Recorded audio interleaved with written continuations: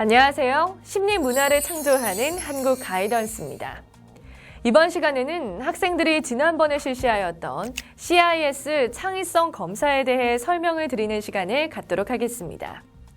검사를 실시하는 것도 중요하지만 검사에 대하여 잘 이해하고 활용하는 것이 더욱 중요하다고 할 수 있습니다. 창의성 하면 어떤 생각이 드세요? 독특하다? 특별하다? 아니면 다른 사람과 다른 그 무엇이 있다고 생각하기 쉬운데 여러분은 창의성이 무엇이다 라고 한마디로 설명하실 수 있으신가요? 우리가 흔히 창의성이라 하면 무언가를 창조할 수 있는 능력이라 생각하기 쉬운데 단지 새로운 것을 잘 생각하고 잘 만들어낸다고 해서 창의성이 높다고 할 수는 없을 것입니다. 그렇다면 창의성이 높다, 낮다의 기준은 도대체 무엇일까요? 그래서 창의성 검사는 창의성에 대한 정의를 내리기 위해 우리가 흔히 말하는 창의적 인물이라 할 수 있는 아인슈타인이나 에디슨, 스티브 잡스와 같은 사람들과 노벨상 수상자들을 포함하여 100명의 인물에 대한 세심한 연구와 그들의 특성을 찾아내어 창의성에 대한 정의를 내리고 그 정의에 따라 창의성의 정도를 측정하였습니다.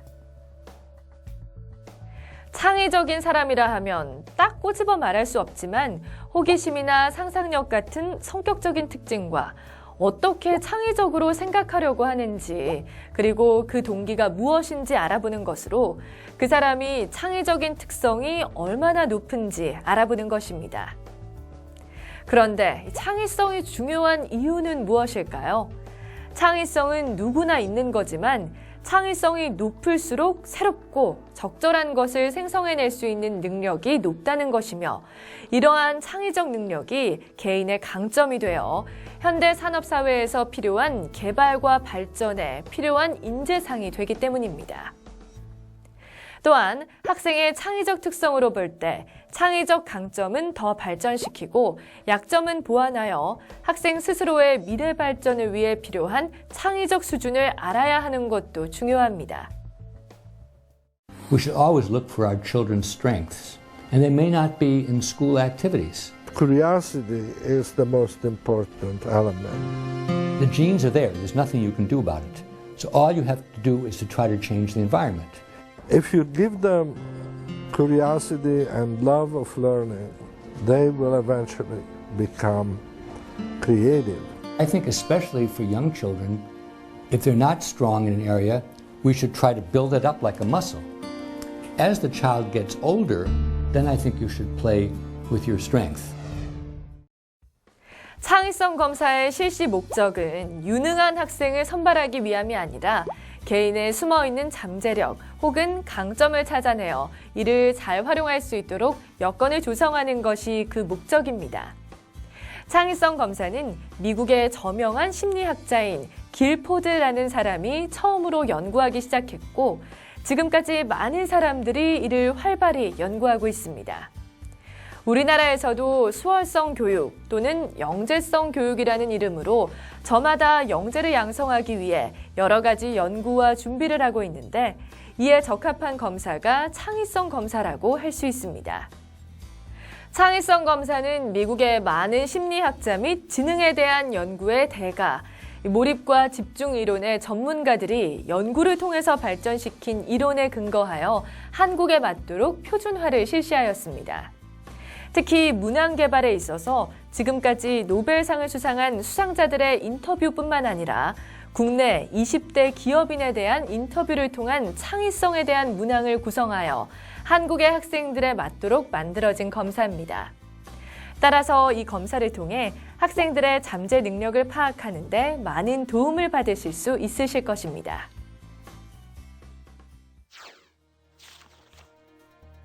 그러면 검사에 대한 척도 설명을 하도록 하겠습니다. 개인 결과표를 보시면 먼저 창의성 총점이 나오는데 T점수 100분이 무응답수로 표시됩니다.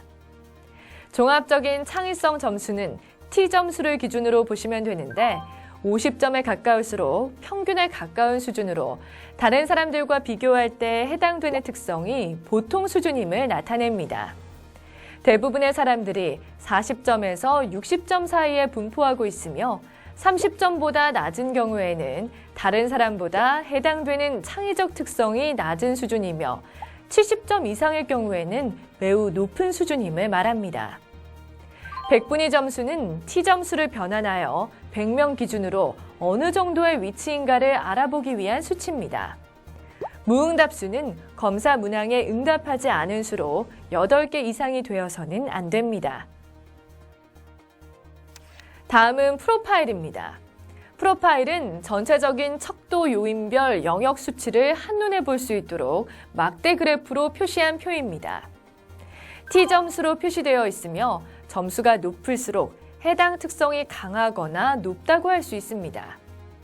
40점에서 60점 사이에 분포할 경우 보통 수준이라 보시면 되고 70점 이상일 경우 보통보다 높은 수준이라 보시면 됩니다. 종합 소견을 통해 전체적인 창의성 점수에 대한 평가를 볼 수 있으며 좀 더 자세한 설명은 아래의 검사 소견란을 참조하시면 됩니다. 창의적 성격은 성격적으로 볼 때 창의적인 특성이 얼마나 있는지를 측정한 것으로 철저함, 최선을 다함, 사회적 책임감, 개방성, 독립성, 독단적, 충동적 성향으로 구성되어 있으며 각 척도에 대한 설명은 다음과 같습니다. 철저함, 최선을 다함에서 높게 나온 사람은 일이나 공부를 적당히 대충 하지 않으며 꼼꼼하고 엄격하며 자신이 하는 일에 최고가 되고 싶어 할 거예요. 사회적 책임감은 남의 입장이 되어 생각해 볼 줄 아는 거예요. 그래서 다른 사람을 배려하며 그 사람이 무엇을 원하는지에 대해서도 잘 알려고 합니다. 개방성이 높은 사람은 잘못을 인정하는 융통성을 가지고 있으며 새로운 것들이나 사람에 대해서도 잘 어울리고 섬세한 정서를 가지고 있습니다. 독립성이 높은 경우 다른 사람의 말에 흔들리지 않고 자기 나름대로 선택과 행동을 잘합니다. 독단적, 충동적 성향이 높은 사람은 가끔 충동적이나 즉흥적 행동을 하기도 하고 고집불통이나 반항적이라는 말을 듣기도 합니다. 좀 더 자세한 설명은 아래의 검사 소견란에 나와 있으니 잘 살펴보시기 바랍니다. 우측의 창의적 사고는 사고방식이 얼마나 창의적인지 알아보기 위한 척도로 상상력과 환상, 확산적 수렴적 사고, 창의적 사고 능력으로 구성되어 있으며 각 척도에 대한 설명은 다음과 같습니다. 상상력과 환상이 높을 경우 상상력이 뛰어나며 비유를 잘하는 것을 말합니다. 특히 추리를 하거나 공상을 하는 것을 좋아합니다. 확산적 수렴적 사고는 하나의 물건을 보고 여러 가지 생각을 하기도 하며 다른 사람보다 주어진 시간 안에 더 많은 생각을 하기도 합니다. 또한 이렇게 많이 만들어낸 생각 중에서 문제 해결에 가장 적합한 것이 어떤 것인지를 판단하는 능력을 가지고 있습니다. 창의적 사고 능력은 창의성을 발휘하기 위한 인지적 능력으로 예를 들어 예전에 실패한 경험으로부터 얼마나 많이 배우는가, 생각이 논리적인가, 기존의 사고와 얼마나 다른 생각을 하는가 등이 포함됩니다. 좀 더 자세한 설명은 아래의 검사 소견란에 나와 있으니 잘 살펴보시기 바랍니다. 창의적 동기는 창의적 동기가 얼마나 있는지 알아보기 위한 척도로 내재적 동기, 호기심, 다양한 관심, 근명, 용기로 구성되어 있으며 각 척도에 대한 설명은 다음과 같습니다. 내재적 동기는 어떤 일을 하든지 마음에서 우러나와 자발적으로 하는 성향을 말합니다. 따라서 자기가 하는 일에 대한 흥미가 높고 정열적이며 시간 가는 줄 모르고 몰두하죠. 호기심, 이 다양한 관심은 어렵지 않죠. 호기심이 뛰어나고 여러 가지 다양한 것들에 관심이 많은 경우로 보면 됩니다. 근면은 맡겨진 일을 부지런하고 성실하게 실행하며 목표가 완성될 때까지는 한눈에 팔지 않는 마음입니다.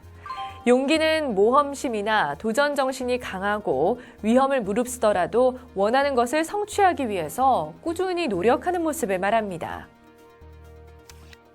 좀 더 자세한 설명은 아래의 검사 소견란에 나와 있으니 잘 살펴보시기 바랍니다.